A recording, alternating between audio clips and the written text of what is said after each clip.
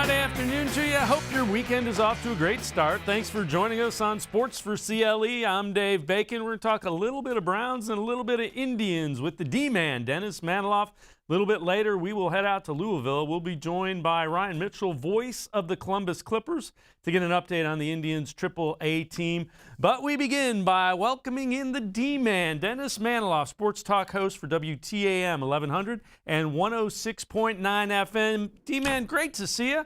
Appreciate the time. Dave, hold on a second. I'm just checking my phone to make sure the Indians are in first place in the AL Central. Yeah, Great to be back, Dave. How about that? We will get to the Indians. Let's start with the Browns, though. Haven't talked to you in a long time. Appreciate the time. What'd you think of the Browns draft? I thought it was excellent. Dave, I don't give day of or week of draft grades because none of the players drafted has played it down in the NFL, so we really don't know if any one of them is going to pan out, but it certainly had a good feel to it. I had thought when I looked at the Browns' needs before the draft that cornerback was very much a need, even though the Browns wanted to downplay it, didn't want to say it per se because maybe they didn't want to tip people off or offend anybody. But, I just didn't think you could trust the durability of Denzel Ward, for one, but also the durability and performance of Greedy Williams, because Williams has only played 12 games in the NFL in 2 seasons, so we don't really know how good he actually is at the NFL level. So I was really appreciative that they identified corner and got a corner that clearly was on their radar in the first round. And then for me, the entire draft was made that much better with Jeremiah Owusu-Koramoah, because I love the Joker. I think he is a special player. He's the type of player the Browns really need. A Swiss Army knife on defense who flies around and hits people. So once those 2 picks were made by the Browns, Greg Newsome II, the corner from my alma mater, and then the Joker, I was good. I was good to go with the draft. But then they filled it out with even more quality picks. So I was impressed all around by the Browns. Yeah, and, some people had both Owusu-Koramoah and Greg Newsome ranked as top 20 players in the on the draft board, and the Browns got 2 of them. They didn't have a top 20 pick. What does that say about the draft? Yeah, it really is incredible. In my research for a draft show in the several weeks heading into the draft, I was looking at mock after mock after mock after mock, and Newsome was in most of the first round mocks. The Joker was in basically every one of the first round mocks. The fact that the Browns were able to get both guys, and like you say, Dave, not only was it a top 20 pick that the Browns didn't have, but they got these 2 guys at 26 and 52. So there was a long wait between those 2 picks. Even after the Browns had traded up from 59 to 52, that's still a heck of a gap to go from 26 to 52 and still be able to nab the Joker. Now, the reports came out that apparently teams were worried about Joker's heart muscle, not his heart, not his desire, but his heart muscle. And, the Browns shot that down and said, no, we're good to go on that. We don't see any evidence of it. One of my sources let it be known to me that he thought that one of the reasons that Joker fell was because he had declined to take the cardio MRI test, which, is consistent with what these reports were coming out after the draft about his heart muscle. But regardless, I trust the Browns and I trust their medical staff. And, Jeremiah Owusu-Koramoah says he's good to go. Yeah, and without question, I think a lot of that question about people's health occurs. Sorry about that. That's all right. Walked into the screen. Always welcome. Cats, dogs, anything, welcome on the show. Sports4CLE loves animals. So, the thing is, without the combine in Indianapolis, there are going to be some medical questions just because getting all that information distributed to 32 different teams takes some time. So I think that might have factored into Owusu-Koramoah's questions about his health. You know what, Dave, you're right. And another thing about the lack of a combine, I really came to appreciate the fact that the combine gives you pretty standard. I mean, everybody gets the same 40 time. It seemed like every prospect was super fast this year. And the good news for the Browns is all you have to do is watch games. You don't have to worry about the 40 times that you have filtering in from various sources about how these guys are. Just watch the Joker play. Watch him at Notre Dame. I mean, he was flying around. Newsome, we know he's fast. Anthony Schwartz, from Auburn, world-class speed. So these guys that the Browns took, where speed is a component, you could see it the way they were playing in their games. You didn't have to worry about perhaps a favorable gun. So the other thing is Dan Parr from NFL.com had the most surprising picks of the AFC North, and he had Jeremiah Owusu-Koramoah as the most surprising pick. Do you agree?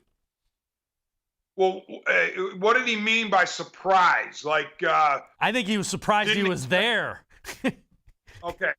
Because I'll go along with that. I mean, I will definitely go along with I couldn't believe he had dropped into the 50s. I mean, after the first round, because Joker was pretty much my favorite player of the prospects. And so I was kind of down because I said, oh, shoot, there's no way the Browns are going to be able to get him because he'll be snapped up early 30s. And the fact that they were able to get him, I was pinching myself all over the place because I was like, how in the world did that happen? So from that standpoint, yeah, I'm surprised that he had dropped, but surprised that the Browns wanted him? Absolutely not. He's exactly the type of player that this regime likes. He's a guy who we've talked about it over and over, adds more speed. It was clear last year that one of the Browns' overall needs, even offensively, defensively, special teams, you name it, was speed. And so for a guy of Owusu-Koramoah to come in, plus his physicality, his love for the game, his ability to do a lot of things. I mean, he was covering receivers in the slot at Notre Dame. Everywhere you look, this guy was making a play. So he's exactly the type of player that not only the front office wants, but I'm sure that Joe Woods, the DC, wanted. Yeah, and, some of the other knocks on him were that he was a guy without a position. And in some defenses, he might be. In the Browns defense, he's got 3 or 4 positions. Absolutely. And every team needs versatility in addition to just a guy who's guaranteed to play one position. You need guys who can play multiple positions if needed. Honestly, the Joker to me, he earns his paycheck in 2021 in 2 games. If he tracks Lamar Jackson and makes Lamar Jackson's life more difficult when the Browns play the Ravens, then anything else he does after that is a bonus. But I clearly he's going to be doing a lot more, and I can't wait to see him on the field. The other thing is, it's now been 2 off seasons where Andrew Berry has been calling the shots. The guy has earned. I think the guy should earn Browns fans' trusts, and you got to give him the benefit of the doubt. You can certainly see a plan, an execution, and patience. He doesn't panic. He knows what he wants to do. He knows guys he likes. He goes and gets them. There's no question about it, Dave. And the patience was manifested in the fact that, I'm pretty sure the Browns had first-round grades on Surtain of Alabama, Horn of South Carolina, Newsome of Northwestern in terms of the cornerbacks. I don't know if they had first-round grades on anybody else, but the first 2 corners go off the board within the top 10. So if you really go into that draft as Barry did, and you wanted a corner and you only had 3, maybe max 4 first-round grades on him, the thought is you might panic and want to get into that teens to grab your guy. But he stayed put. And I think, honestly, I don't know it to be true, but I'm guessing again. I wonder if the fallback plan, if Newsome had been taken, the fallback plan was, well, we're going to take the Joker at 26. We're staying put regardless. But again, I don't know if that's exactly what they were thinking if Newsome had been gone. But I do want to say this, though, Dave, about Andrew Berry's 2 drafts. A lot has to be decided yet. I mean, first of all, we don't know if any of the 2021 guys can play because they haven't hit the NFL field. And as for the 2020 draft, Jed Wills, tremendous pick, no doubt, 10 overall, first-round pick for Andrew Berry. But there are other guys on that in that 2020 draft who really haven't proven themselves anywhere close yet. And you think of Jacob Phillips, the linebacker. You think of Jordan Elliott, the interior D lineman. You're talking about Donovan Peoples-Jones, flashes, but how good can he be? We're not sure. Harrison Bryant showed some flashes, but also had some drawbacks. So time will tell how good Andrew Berry's first 2 drafts are, but it certainly has a feel like they have a lot of potential to do good things. And most importantly, Berry and DePodesta and the crew have a plan. The D-Man, Dennis Manoloff, and I are going to step aside, take a quick time out. On the other side of the break, we will take a look at some rankings of rosters and also a national guy who thinks the Browns have the most complete roster in the NFL. Sports for CLE will be right back. Stay with us.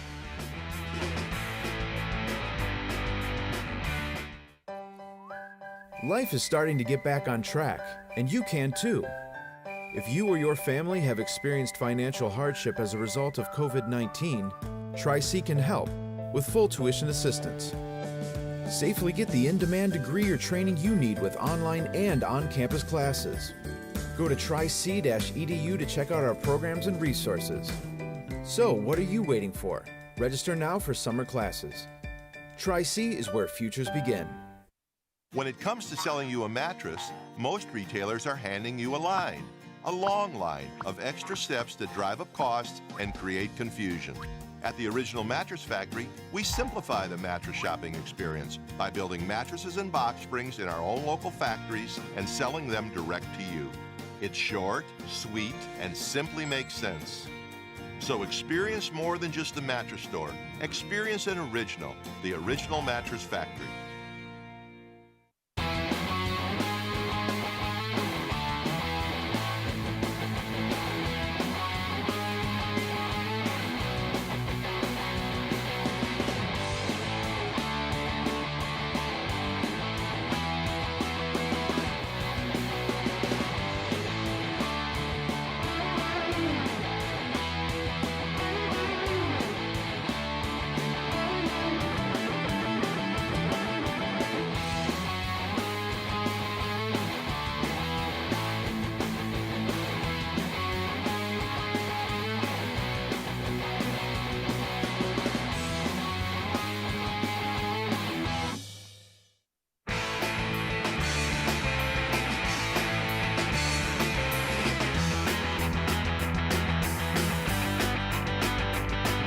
Sports for CLE continues. I'm Dave Bacon. We continue to talk Browns football with the D-Man, Dennis Manoloff, Sports Talk host from WTAM 1100 and 106.9 FM. D-Man, Sports Illustrated came out with their power rankings, and I gotta be honest, Browns are a little bit lower than I think they should be in this one. Chiefs 1, Buccaneers 2, Bills 3, Rams 4, Ravens 5, Packers 6, 49ers 7, and the Browns down at 8. And I know you're a little more cautious normally. I think that's a little low for the way the Browns have addressed their deficiencies on defense here. You know what, Dave, though? I really don't care. I want the Browns to quietly enter the 2021 season and sneak up on people if that's at all possible, because they have been getting rave reviews from all over the place, locally and nationally. But it makes me nervous when the Browns are hyped. All I have to do is think about a couple of years ago entering the Freddie Kitchens era in 2019, how much everybody was lavishing praise on the Browns. The good news about this hype and this adulation is that it comes after a legitimate season of winning. I mean, they actually won games. They were 11-5 in the regular season and won a playoff game. Whereas 2 years ago, you entered the season with all this optimism, all this hype with Freddie and Baker and all that. Well, guess what? They were coming off a losing season. So I'm a little more relaxed about the hype this time. But honestly, I really don't care who says what. I'd rather they be quiet as they enter the season than making a lot of noise. The other thing is the way that Kevin Stefanski has handled that. You have to like it. He said it doesn't mean anything. Basically, forget about what we did last year. We're starting off fresh and need to go and work. Yeah, absolutely, David. And I'm more concerned with the schedule release. What is it, May 12th? That's much more important to me than anything else, because as far as an indicator, because we know the teams the Browns are playing, but there is a lot to be said about when they're going to play certain teams. It's just the way it is in the NFL these days. You can certain teams early in the season are very difficult to deal with. Certain teams late in the season are easier to deal with. So I'm fascinated by what the schedule is going to look like in terms of chronology. Like when are they going to play whom? That's more important to me than any preseason rankings. Here's an interesting one for you.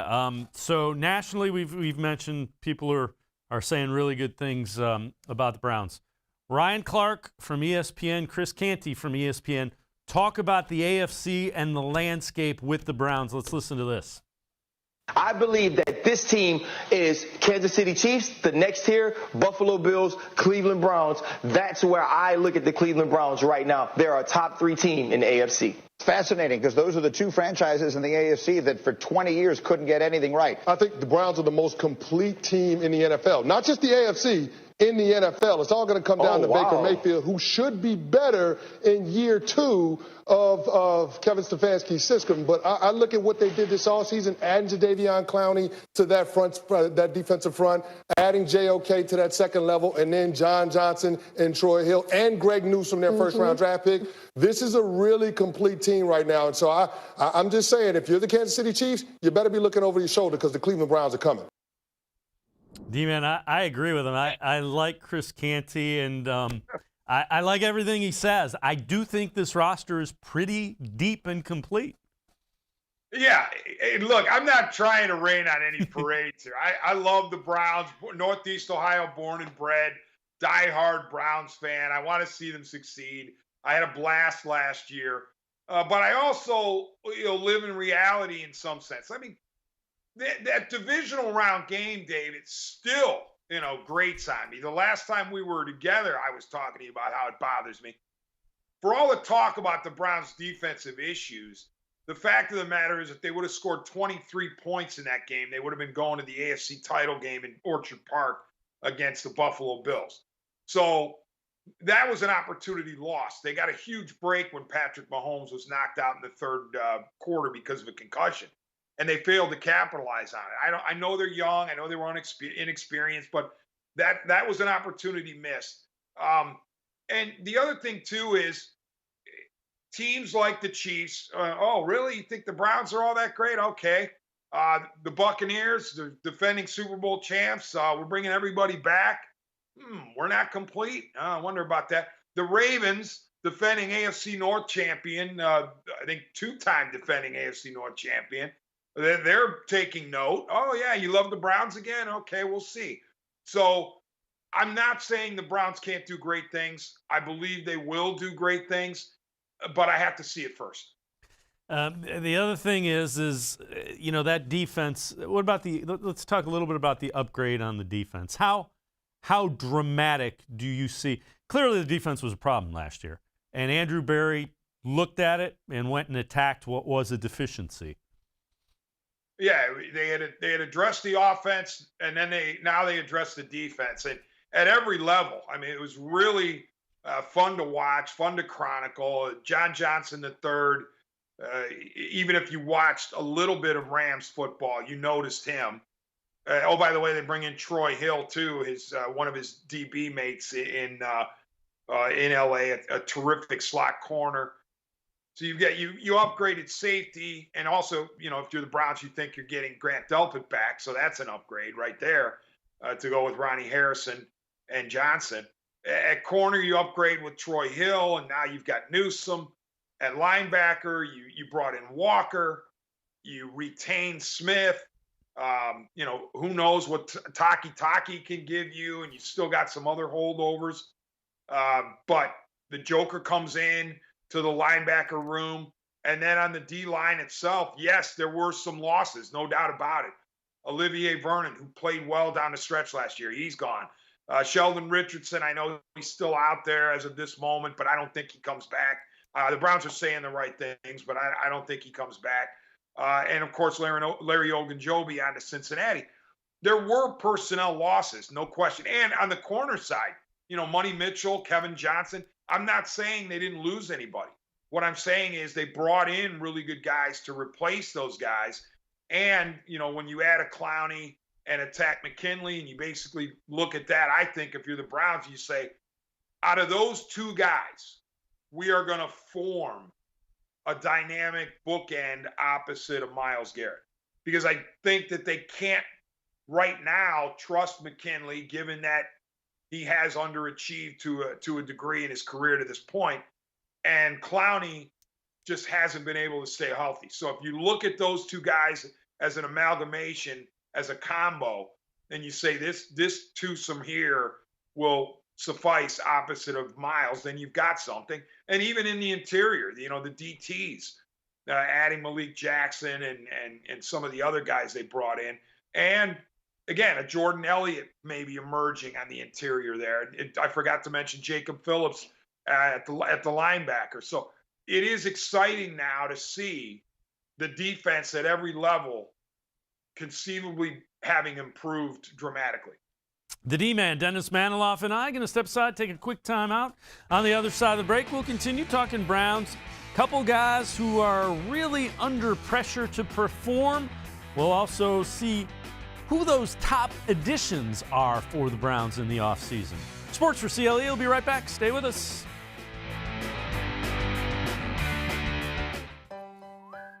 Life is starting to get back on track, and you can too. If you or your family have experienced financial hardship as a result of COVID-19, Tri-C can help with full tuition assistance. Safely get the in-demand degree or training you need with online and on-campus classes. Go to tric-edu to check out our programs and resources. So, what are you waiting for? Register now for summer classes. Tri-C is where futures begin. When it comes to selling you a mattress, most retailers are handing you a line. A long line of extra steps that drive up costs and create confusion. At the Original Mattress Factory, we simplify the mattress shopping experience by building mattresses and box springs in our own local factories and selling them direct to you. It's short, sweet, and simply makes sense. So experience more than just the mattress store. Experience an original, the Original Mattress Factory.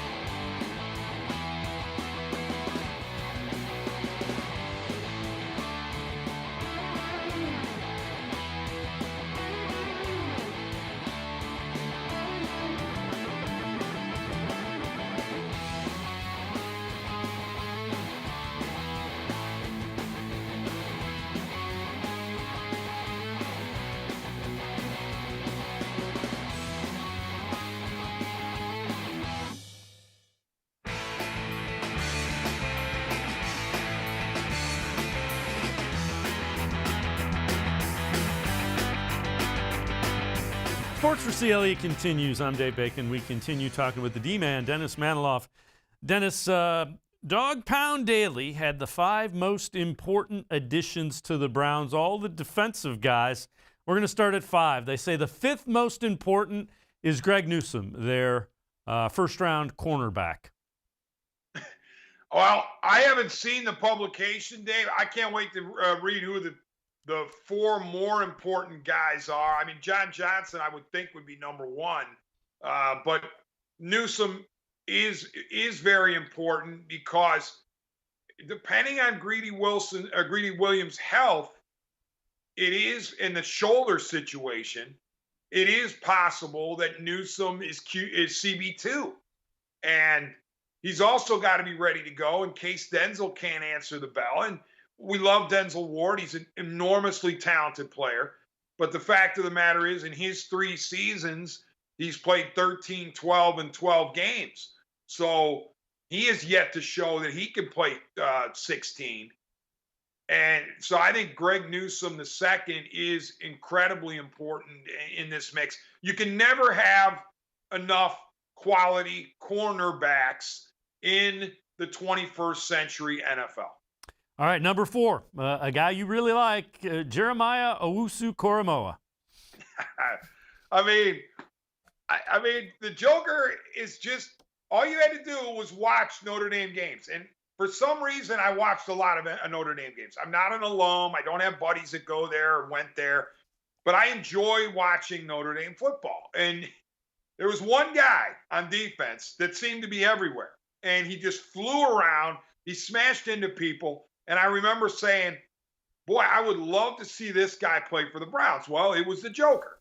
And, you know, I cannot wait to see what he can do. Now, in training camp, I wonder how much he'll be able to show because, you know, things need to be dialed down a bit. You can't be smashing into guys all the time. But you hate to use cliches, Dave, but I'll use one here.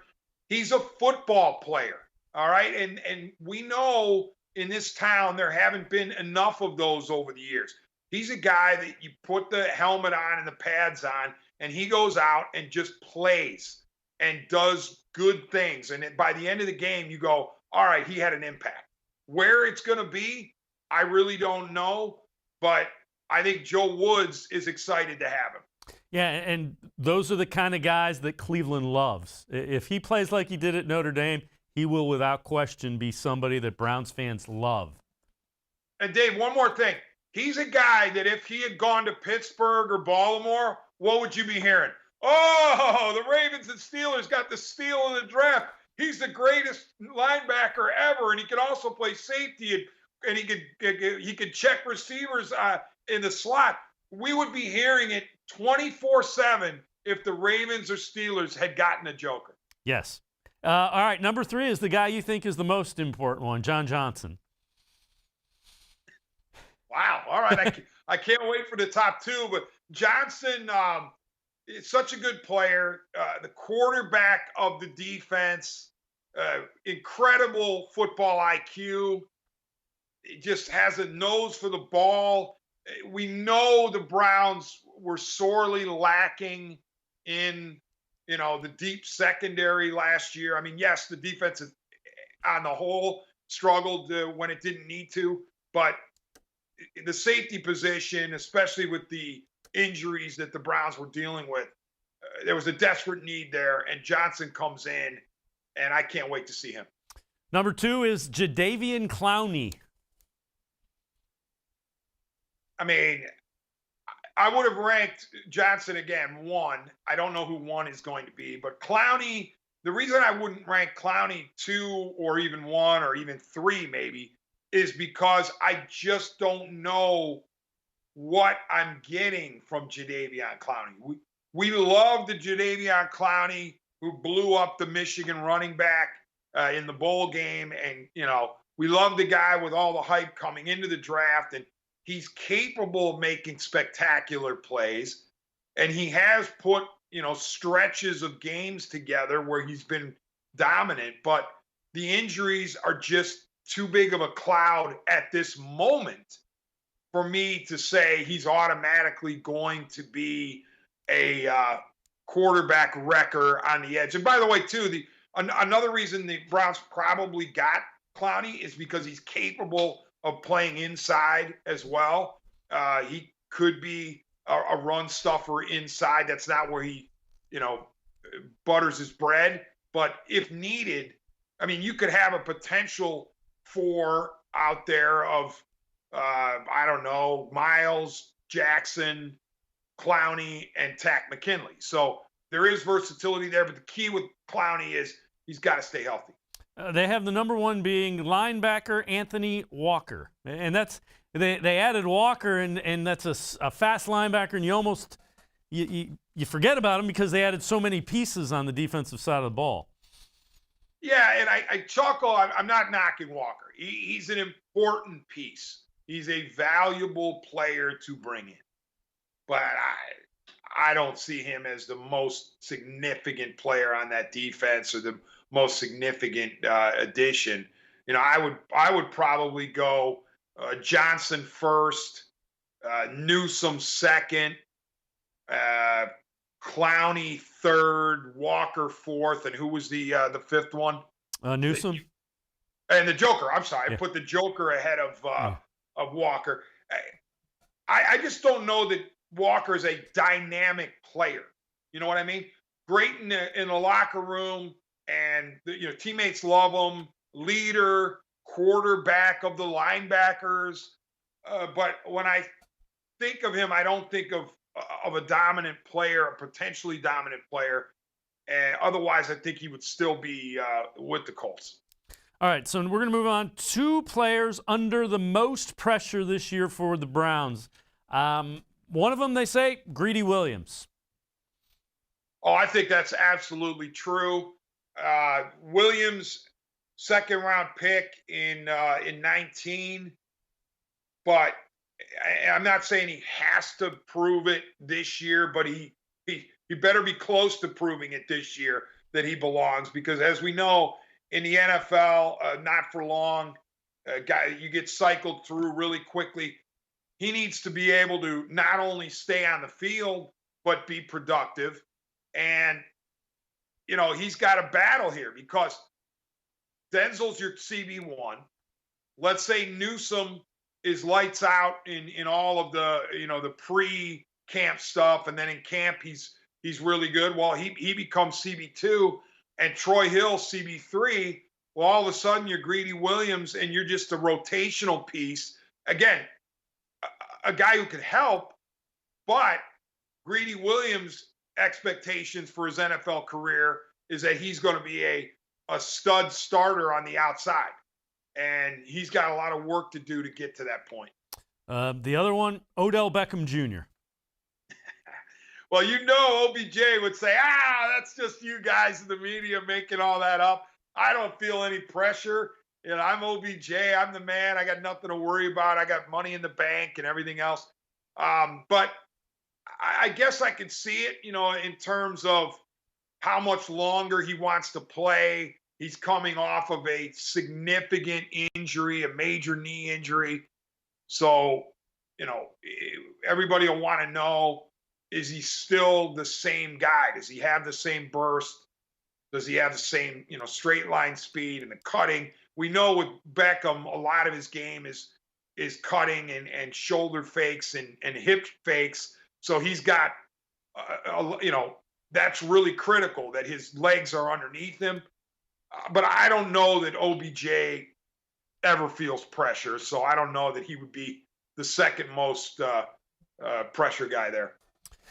The D-Man, Dennis Manoloff, and I are going to take one more time out on the other side of the break. We'll get Dennis's thoughts. Could Aaron Rodgers be headed to Cleveland? And also, should the Indians be looking at Albert Pujols? Sports4CLE will be right back. Stay with us. Life is starting to get back on track, and you can too. If you or your family have experienced financial hardship as a result of COVID-19, Tri-C can help with full tuition assistance. Safely get the in-demand degree or training you need with online and on-campus classes. Go to tric-edu to check out our programs and resources. So, what are you waiting for? Register now for summer classes. Tri-C is where futures begin. When it comes to selling you a mattress, most retailers are handing you a line. A long line of extra steps that drive up costs and create confusion. At the Original Mattress Factory, we simplify the mattress shopping experience by building mattresses and box springs in our own local factories and selling them direct to you. It's short, sweet, and simply makes sense. So experience more than just a mattress store. Experience an original, the Original Mattress Factory.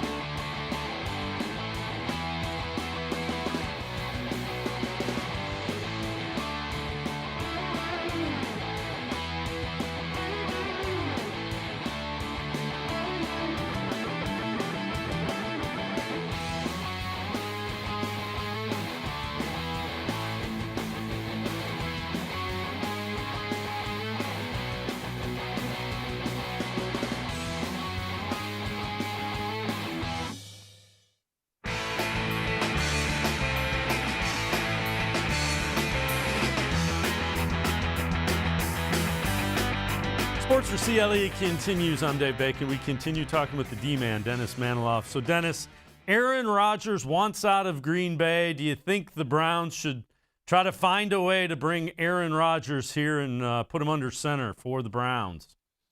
Yeah, Dave, I mean, I know it's anathema in some circles to talk about this. I don't see why not. I mean, Ryan Clark, we've had him on this show today. Outstanding analyst for ESPN, former player. He said, if your quarterback's name isn't Tom or Patrick, you should at least look into it. And I agree. I mean, and there's no quarterback other than Tom Brady or Patrick Mahomes who should be offended if his name is bandied about in potential Aaron Rodgers talk. I believe Aaron Rodgers when he says he wants out. I believe the reports.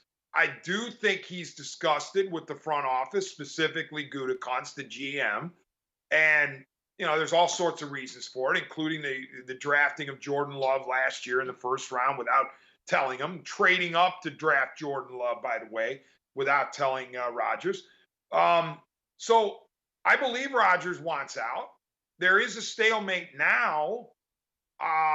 But if in fact it does come to be that the Packers finally say, you know what, he's not bluffing, there's nothing we can do to placate him, we're not moving on from Gutekunst, and trades begin to formulate. If I'm the Cleveland Browns, if I'm Andrew Berry, I'm listening. I'm either taking a call or making a call and putting together a package, because why not? What do you think the Browns adding Aaron Rodgers to this roster? What does it do? I mean,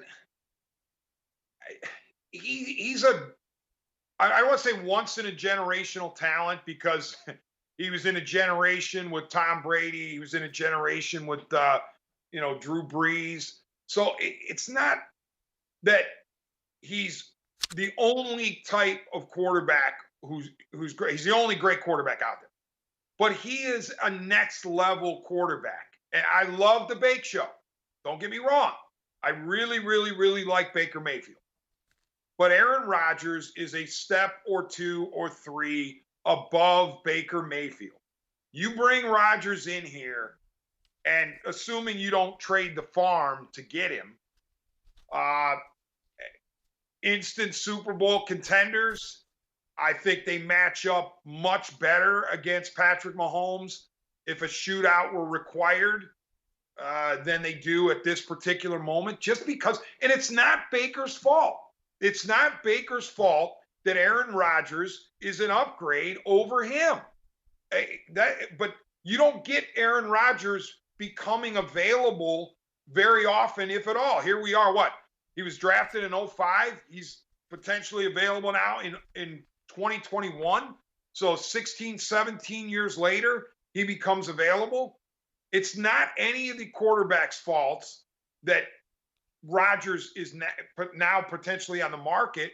It's just that if you got a chance to get that type of player who still most likely has 2, 3, 4 more years of quality play left in him, you have to look into it.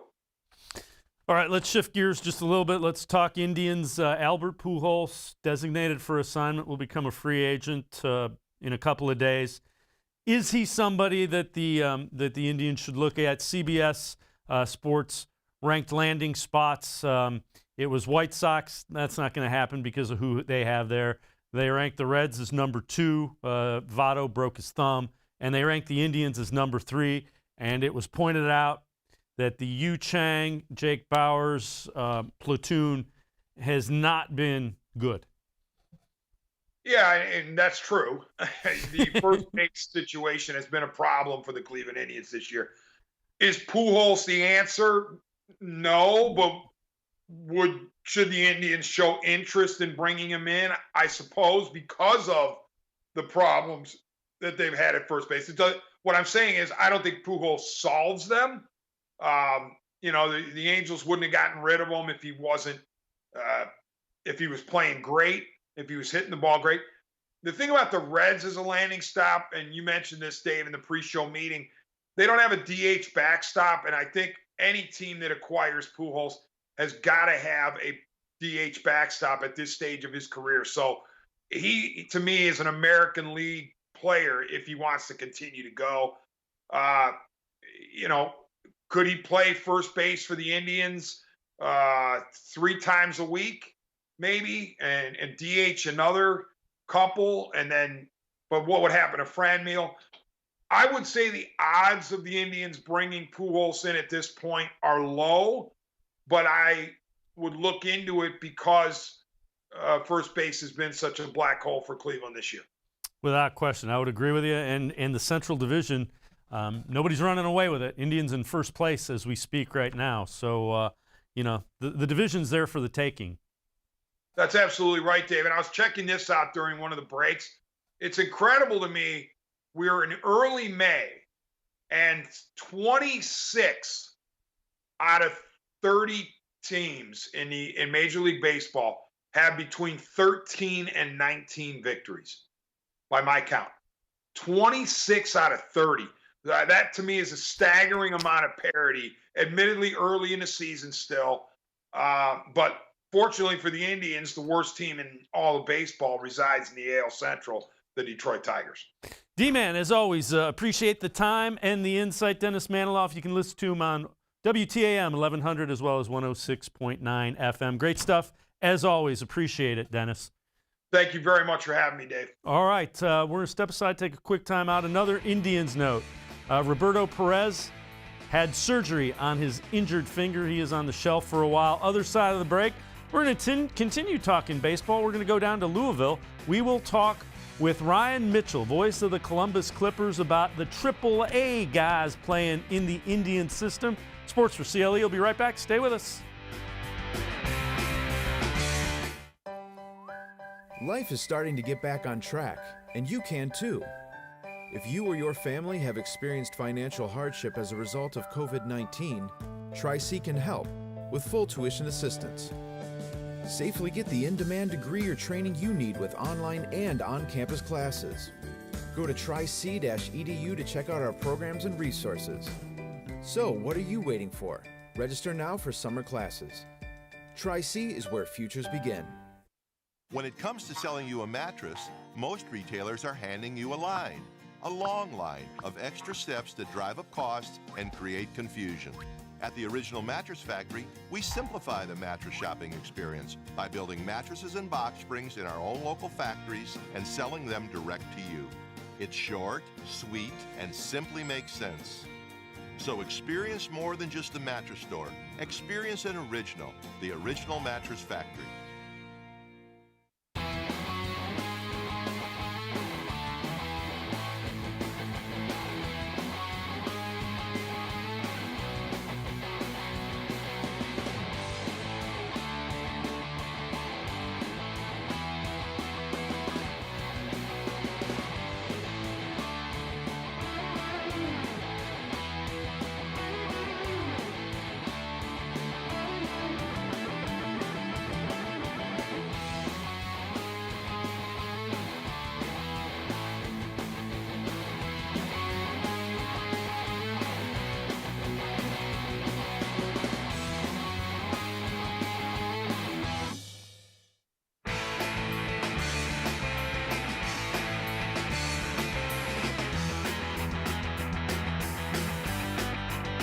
Sports for CLE continues shifting gears a little bit. We're going to talk about the Columbus Clippers, Indians AAA team. They are in Louisville getting ready to face the Louisville Bats. Let's welcome in voice of the Clippers, Ryan Mitchell. Ryan, as always, appreciate the time.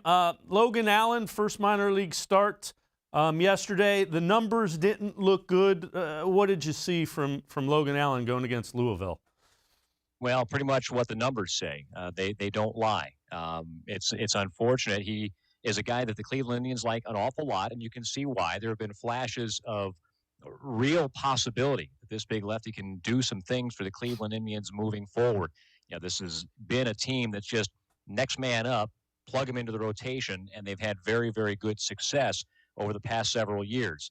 But for Logan Allen to start this year, you know, you've seen it at the major league level, and we saw it for the first time last night.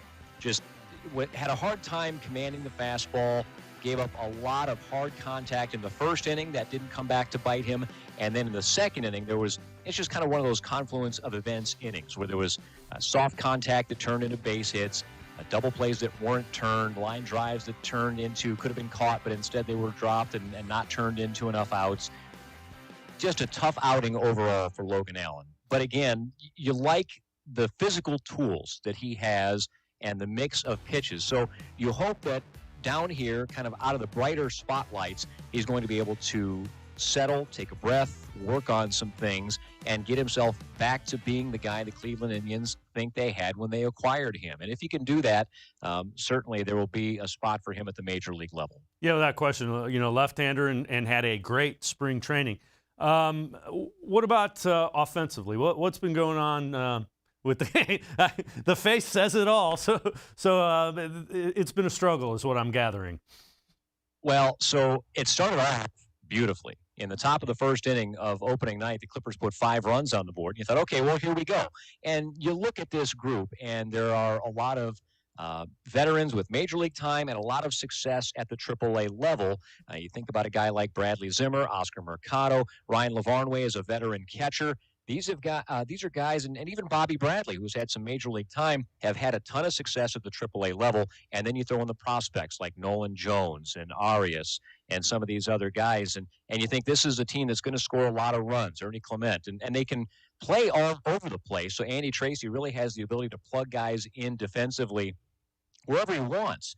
And you think you're going to get some professional at-bats and things are going to work out. But after that 5-run top of the first inning, the Clippers have only scored 3 runs and only single runs in any inning. So it has been a struggle for most of this team to try and put together the kinds of innings that result in crooked number runs. Now, listen, we've only played 3 games, so let's not go calling for help just yet. I think these guys are going to hit. You look at the track record, you look at the prospect bona fides for some of these guys. You know, the other day at the alternate site before the minor league season started, Nolan Jones hit a ball over the batter's eye at Huntington Park. So he has real power, and he had a game-winning double the other day, but that's his only hit so far. And he has struck out a lot.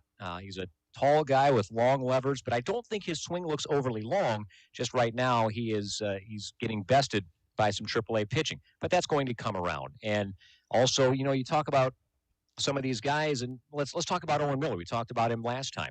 He has hit. He's got 4 hits already in his first 11 at-bats, batting over 360.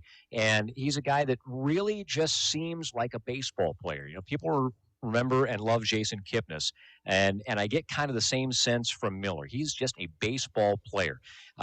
In spring training at the alternate site, hit a lot of balls hard, hit a lot of balls over the wall. So far this year, it hasn't been the laser-type contact, but just finding holes in the defense. And that's what a baseball player does, right? You can get a guy that can hit you 35 home runs, but sometimes power goes away. If you can spray the ball all over the field, make solid contact, play well defensively, and he's already bounced around defensively. He'll likely play first base tonight. That'll be his, I think, 4th defensive position in as many games.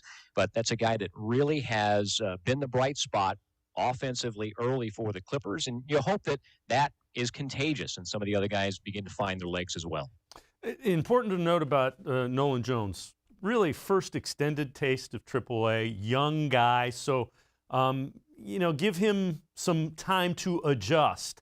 But that's a guy that everybody wants to know, what's he look like, how's he doing? Certainly. And at this point, I don't think there are any worries about Nolan Jones.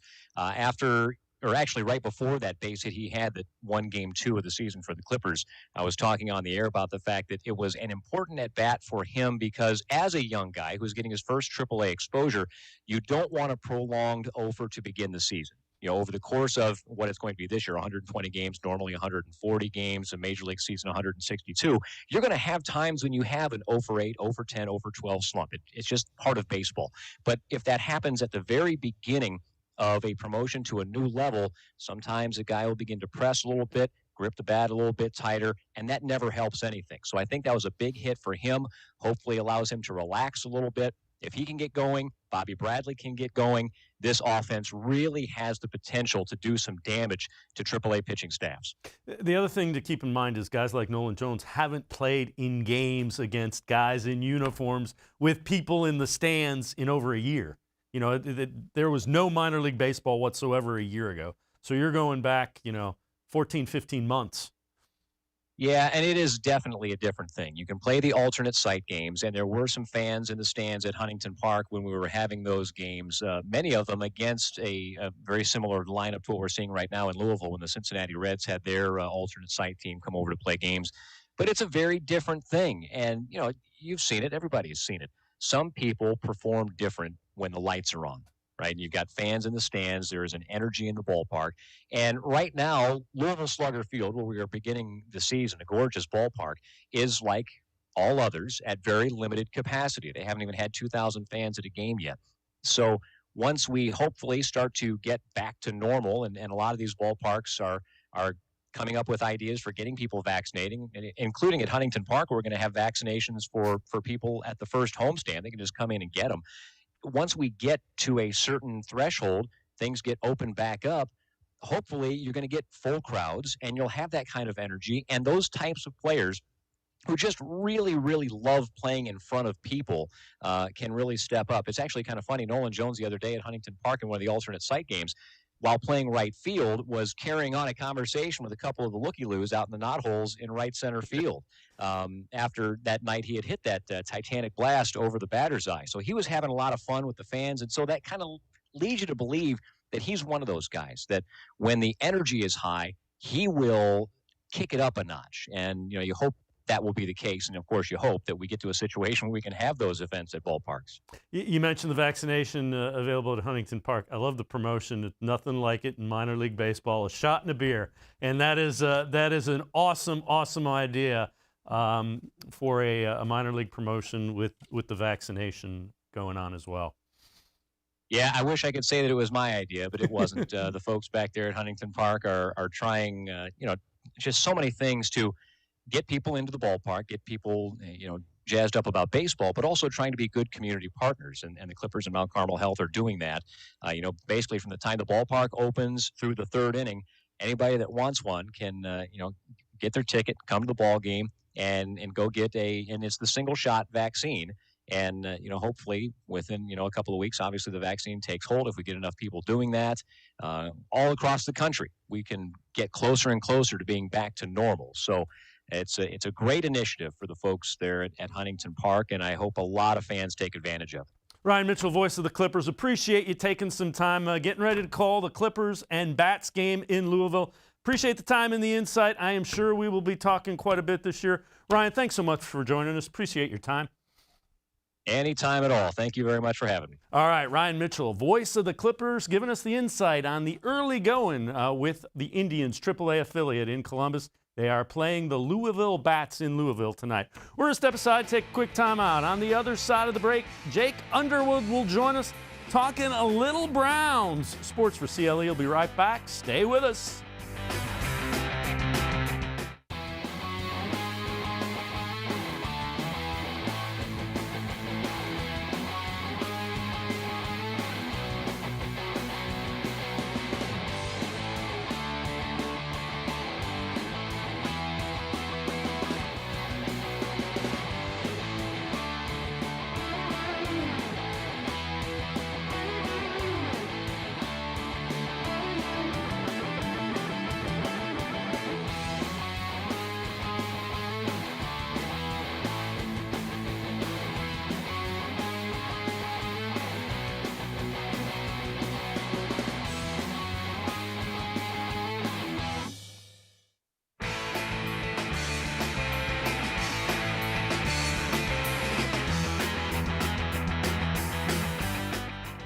Welcome back to Sports for CLE. I'm Dave Bacon. We're going to talk some Browns football with Jake Underwood from WTAM. Jake, appreciate the time. Let's take a look at Ryan Clark. We just talked to Ryan Mitchell. Ryan Clark from ESPN. Most impressive off seasons in the NFL. Ranks the Browns as number 1, Jets as number 2, Patriots as number 3, Chiefs as 4, and Buccaneers as 5. What do you make of the Browns' off seasons and the off seasons that they have had here as they improve this defense? Well, I mean, it's definitely the best offseason we've had since '99. You know, you look at all the different improvements that we made, the two glaring holes that we had. You look at defense, corner. We were starting practice squad corners in playoff games last year, and you can't do that. And with our first round pick, they went out and they addressed that. And that's exactly what they needed to do. Everybody was frustrated with Sandejo last season. We were able to get not only a replacement, but one of the best in the league at safety from the Rams with Josh Johnson. So, I mean, they made incredible improvements, and they're making great strides on defense, and that's what they needed to do. When you look at this roster as it's constructed now, are there areas that you say, boy, I wish we could upgrade here? Defensive tackle. I know we got Malik Jackson, but letting go of Sheldon Richardson, that does hurt. He started 31 of 32 games the last 2 years, and Malik Jackson has started 17 in the last 3. So that's a pretty big concern. And then also not the offensive line starters, but the depth at offensive line. That's something that we really need to look into, because once again, in the playoff games, we had people, practice squad guys coming in. They did a good job. They were serviceable. But we need to have more depth and more like concrete depth, somebody that you can rely on and know, hey, if somebody goes down, we could bring this guy in and he can hold his own. When you look at the edge position, so defensive end, you got Garrett. Do you think they did enough? Are you happy with the upgrades they have? I am. Takk McKinley's a question mark. And if we could get his head right, I mean, everybody remembers when he was drafted, came out with a picture of his grandma. So the passion's there. We know that the passion's there. Now, whether or not he can channel that, because this is going to be his 4th team since his career started. So, you got some question marks there. If he can channel that passion and do a good job, then I think Takk McKinley could be somebody that you could have on the other side of Garrett for a long time. Jadeveon Clowney, it's hard to tell which Jadeveon Clowney you're going to get. If you get a guy who's engaged and he wants to be here and he's going to put forth that effort, then we're going to have the best defense in the league. There's no doubt about it. It's just whether or not he can channel that and be focused. This is what I like about these moves so far with the defenses. This is Joe Woods. Everybody said, he was terrible last year, whether it was the players, his play calling, whatever it was.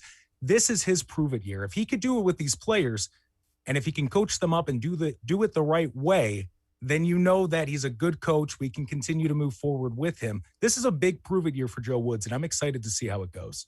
Talking with Jake Underwood from WTAM. Jake, here's the other thing. Well, what about the versatility? I mean, think about, you could in theory have guys playing on the field and playing different positions on different plays. So the offense literally has no idea, who's playing linebacker, who's playing safety, because of the versatility that the Browns have brought in.